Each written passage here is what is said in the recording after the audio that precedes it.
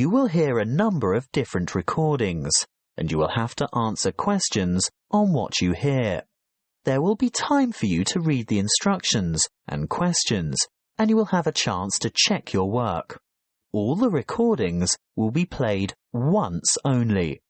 The test is in 4 sections. At the end of the test, you will be given 10 minutes to transfer your answers to an answer sheet. Now turn to Section 1. Section 1. You will hear a conversation between Thomas and Nadia, who are waiting at the airport. First, you have some time to look at questions 1 to 5.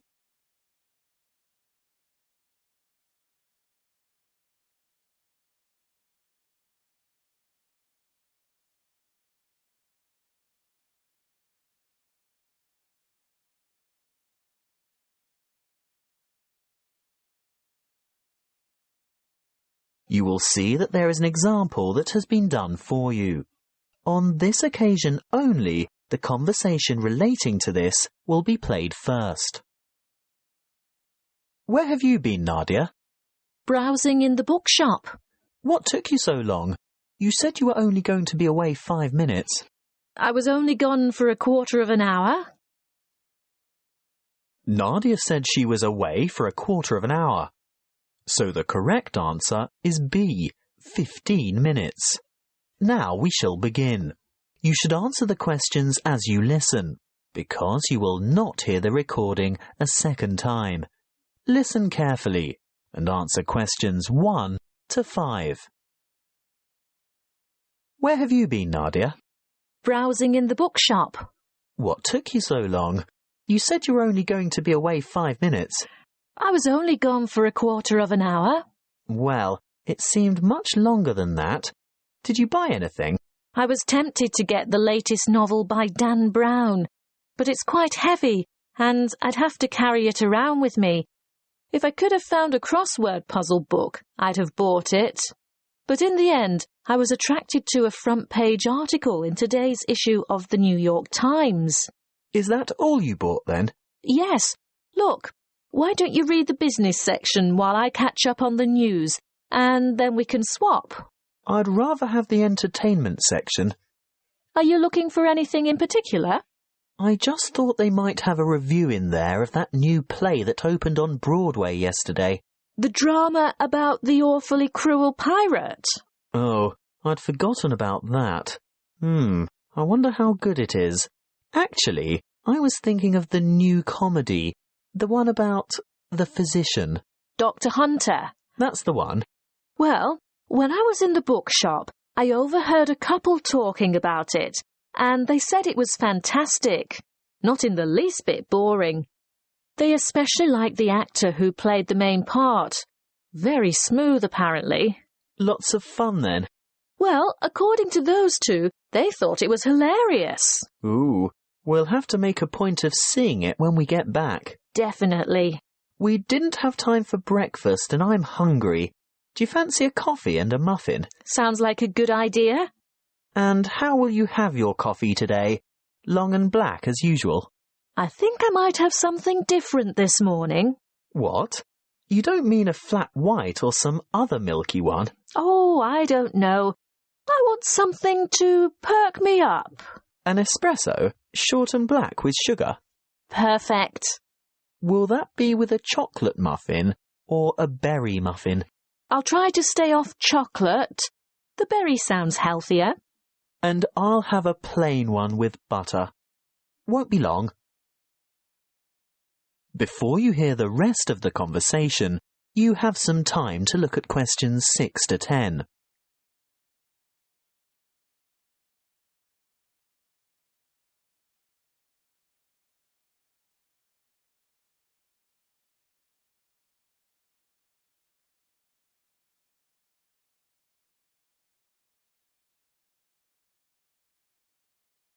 Now listen and answer questions 6 to 10.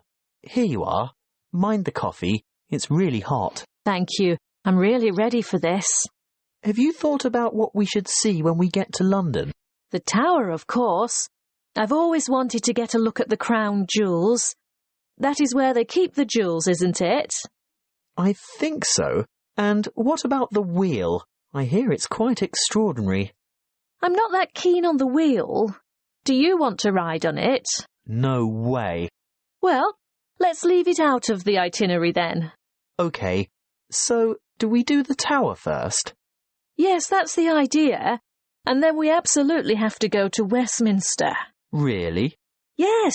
Look, it's not going to cost us anything. And I promised my sister I'd take photos there. Well, if you insist. I do. Oh, did you know the British Museum is free to the public? Not just residents, but tourists as well. Well, I did know that, but I was hoping we wouldn't have to spend time in any museums. We've only got 3 days in all, and it'll take at least 1 whole day to go through the museum. Well, let's say we leave it till day 3 and see how you feel then. OK, I can't argue with that. And Buckingham Palace? I suppose you've promised lots of photos of that as well, have you? Well, no, not really.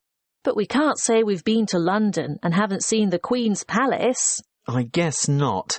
And there's the added benefit that it won't cost anything as well. Oh, Thomas, it's not that I'm afraid of spending money. It's just that I want to see all the traditional sites first. Good. I'm glad that's sorted. Listen, I think they just called our flight. That is the end of section 1. You now have half a minute to check your answers.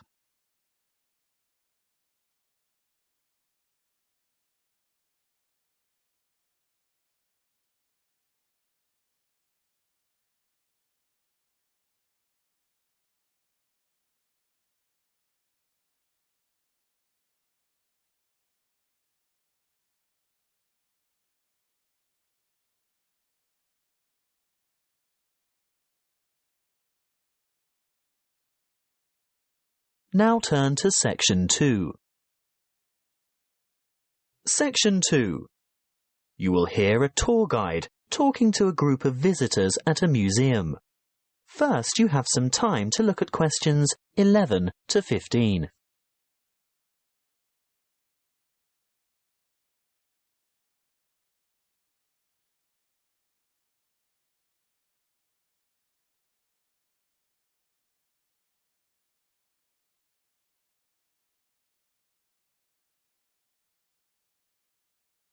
Listen carefully and answer questions 11 to 15.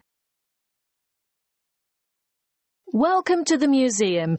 Before we go inside, I'd like to remind you of 1 or 2 things. Firstly, you'll be pleased to know that admission is free to all visitors, so explore at your leisure, and if you can't take it all in today, you can come back again and again without any charge at all. Opening hours are from 10 a.m. to 5:30 p.m. most days, but the museum closes a little later on Thursday and Friday evenings. There are new multimedia guides available in 10 languages. They can be picked up from the desk in the covered courtyard for £4.50, and you can have it with you all day, from opening time in the morning until half an hour before closing. But you will need to produce ID. A passport, driver's licence or national identity card are all acceptable. These multimedia guides have audio commentary as well as images and an interactive map for easy navigation. They're simple to operate, and you will get a more detailed insight into many of the objects in the various galleries. As a security measure, apart from your camera and a purse, wallet or small handbag, your other belongings such as large bags, coats and umbrellas will have to be left at the cloakroom. Please note that the museum has recently revised the regulations for the size of bags and parcels that it will accept in its cloakrooms.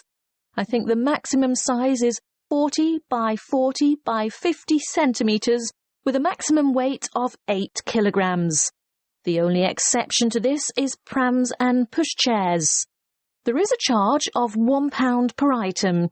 The main cloakroom is to the left of the main entrance, and there is another one at the north entrance. It may seem obvious, but may I remind you also that you should set your mobile phone to silent or turn it off altogether while you are in the museum, and do not carry or consume any food or drink in the exhibition halls. If you are hungry, there is an excellent restaurant where you can purchase a light lunch or a full meal. If it's just a hot beverage you want, then I can recommend taking a break at the Gallery Cafe.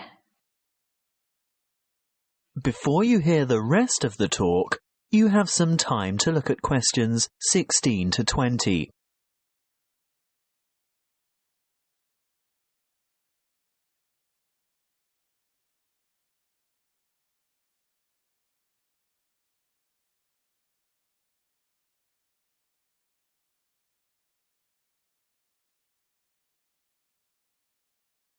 Now listen and answer questions 16 to 20. As we enter the museum from the south by going through the main entrance, as I said before, you'll find the cloakroom immediately on your left, and on your right is the museum shop. They have an outstanding range of postcards and souvenirs in there, and it's well worth a visit, but perhaps best left till you're on your way out. Then you'll know exactly what you want. The big room to the right of the entrance, behind the shop, is the reference library. Straight ahead of you, yes, the huge circular room is the main reading room. If you decide to go in there, please keep noise to a minimum out of respect for the writers and scholars who use it for their research. The reading room is surrounded by what is known as the Great Court. Indeed, it used to be an open courtyard, but you will see that it is now completely covered by a magnificent glass and steel structure. If you walk around the Great Court in a clockwise direction, on the west side you'll see the entrance to the Long Hall of Ancient Egypt, which has an amazing collection of Egyptian antiquities. The gallery behind the reading room, directly opposite the entrance, is devoted to China and Southeast Asia. Here you'll see Chinese civilization explored chronologically from the Neolithic period through to the 21st century. The restrooms for both men and women are located in the northeast corner of this floor, but don't worry, there are others available on the floors above. Another huge gallery extends along the eastern side of the courtyard, and this is given over to Greece and Rome. The sculptures in this section are absolutely spellbinding. Take your time looking at all the exhibits, and when you're ready to view what's on the next floor, take the magnificent marble staircase by the entrance. That is the end of section 2. You now have half a minute to check your answers.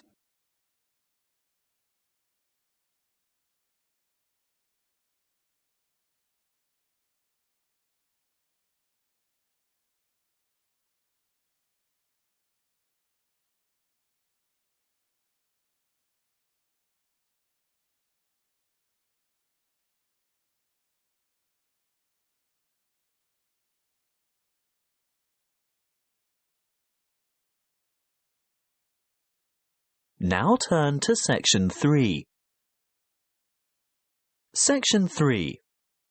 You will hear a conversation between a lecturer and a psychology student asking for advice about research methods.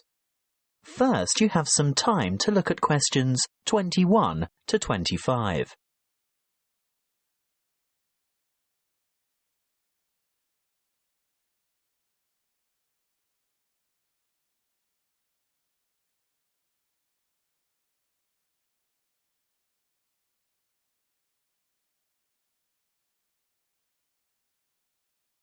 Listen carefully and answer questions 21 to 25. Good morning. Now, what is it you want to discuss today? Good morning, Dr. Reed. This assignment you've given us is the first psychology experiment I've had to do, and I'm not sure where to begin or which steps to take.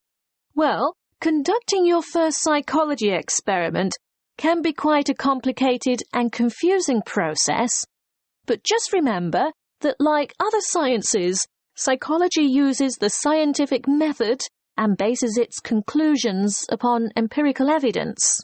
What do you mean by empirical evidence?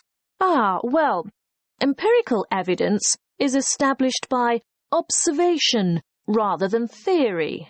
And the scientific method? Oh, yes. When conducting an experiment, you need to follow a few basic steps. I know the first step is to come up with a research question or problem. Yes, a question that can be tested. How do I find an appropriate question? I would suggest one of 3 methods. Firstly, you can investigate a commonly held belief, or what we call folk psychology. I see. So I could examine the belief that staying up all night to study for an important exam can adversely affect test performance. That's right. In that case, you would compare the scores of students who stayed up all night with those of students who got a good night's sleep. I think I could do that.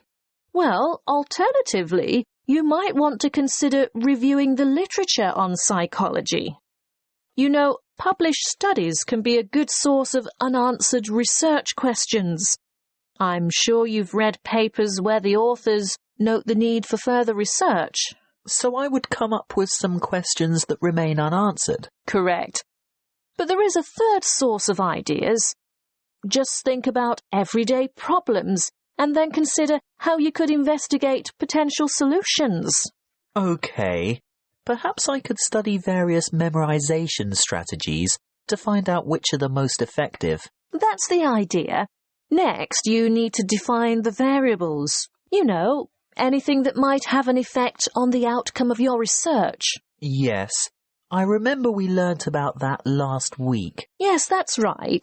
Then you have to develop a testable hypothesis that predicts how the variables are related. For example, students who are sleep-deprived will perform worse in an exam than students who are not sleep-deprived. Exactly. Once you have developed a hypothesis, you must carry out background research. I can use books, journals, online databases, and websites. Yes, all of those. I covered the reasons for background research in last Friday's lecture, didn't I? What you have to remember at this stage is to take careful notes and generate a bibliography of your sources. Before you hear the rest of the conversation, you have some time to look at questions 26 to 30.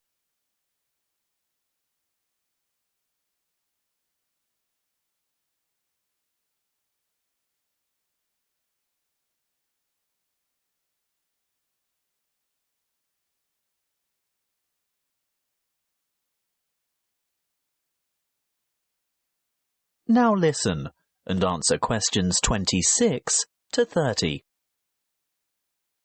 OK, I've got that. Then I'm ready to develop an experimental design. Well, again, you have a choice. There are 3 basic designs, and each has its own strengths and weaknesses. The pre-experimental design does not include a control group, so there is no comparison. What we call a quasi-experimental design does incorporate a control group, but there is no randomization, whereas a true experimental design has both control groups and random assignment to groups. You've also told us about standardization of procedures. Is this where that comes in? Being sure to compare apples to apples? Absolutely.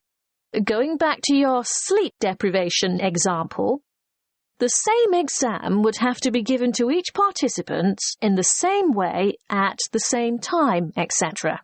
Got it. When selecting subjects, you need to consider different techniques. If you were to go through with your sleep deprivation experiment, you would need to ensure that your experimental and control groups were standardized. That is, all third-year accounting students, for instance. A simple random sample involves choosing a number of participants from a group of similar people.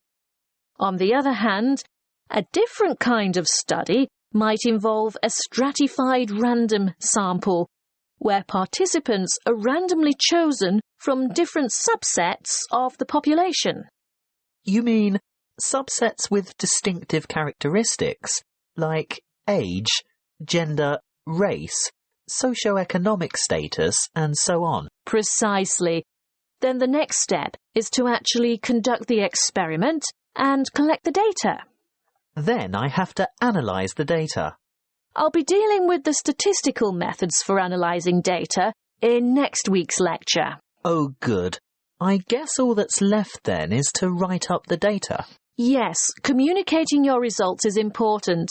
And in the next couple of lectures, I'll be covering the format and structure of a psychology paper and tips for writing each section. Thank you, Dr. Reed. I feel much more confident in getting started now.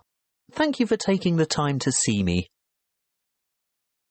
That is the end of section 3. You now have half a minute to check your answers.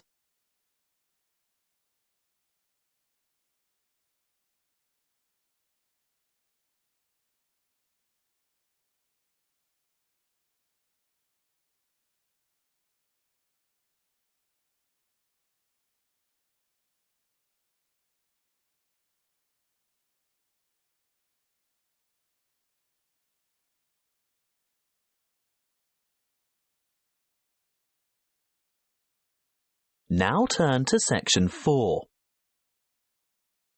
Section 4. You will hear a lecture on the production and trade of rice.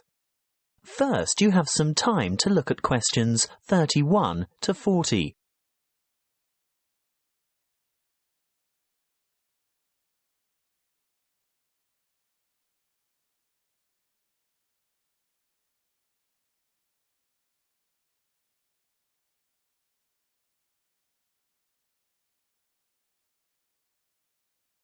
Listen carefully and answer questions 31 to 40. Good morning and welcome to our inaugural lecture on agricultural economics. Today's topic is the world's production and trade of rice. As you are all well aware, rice is the staple ingredient in the diet of much of the world's population. Its importance as a food cereal in the human diet cannot be underestimated. In fact, it's a close second to wheat.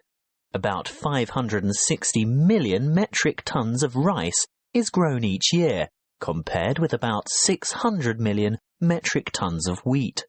Coarse grains, such as corn, sorghum, barley, oats, rye, and millet, mostly go into animal feed, which, by the way, is seen by many as a wasteful and inefficient use of fertile land, because around 4 kilos of grain is needed to produce about half a kilo of beef. Some 900 million metric tons of coarse grains are grown annually worldwide, and a further 300 million metric tons of grain is produced for the oil in its seeds. Now, I'll return to the subject of rice production. What do we know about rice production? Well, firstly, rice produces more food energy per hectare than any other cereal grain, and almost as much protein per hectare as wheat. Secondly, the production of rice has more than doubled in the last 40 years. How has this increase in production come about? Mainly as a result of improved field yields. The actual land area planted in rice has only risen by about 30%. As you know, rice is primarily grown in flooded fields, and therefore cultivation area is restricted by the sort of soil and the availability of water. Although rice can be grown on dry land, it is essentially after all a type of grass. The yields and quality in this case are much lower, and other grasses and weeds can easily overtake the rice. As yet, there are no herbicides that can selectively kill other grass types without killing the rice. Much of the world's rice is still grown and cultivated by hand, because for mechanized farming, the land must be able to be drained and hold heavy equipment. Of the total rice production, It's no surprise to learn that the greatest proportion by far is grown and consumed in Asia. You will see from the chart that the leading producers of rice are China at around 39%, followed by India with a quarter of the total. Indonesia produces almost 1/10, and other countries like Bangladesh, Vietnam, Thailand, Japan and Brazil grow another 25, almost 26% of the total. As I said before, most rice is consumed in the countries where it is grown. That means that very little rice is actually traded, and for this reason, the market price is very volatile. That is the end of section 4. You now have half a minute to check your answers.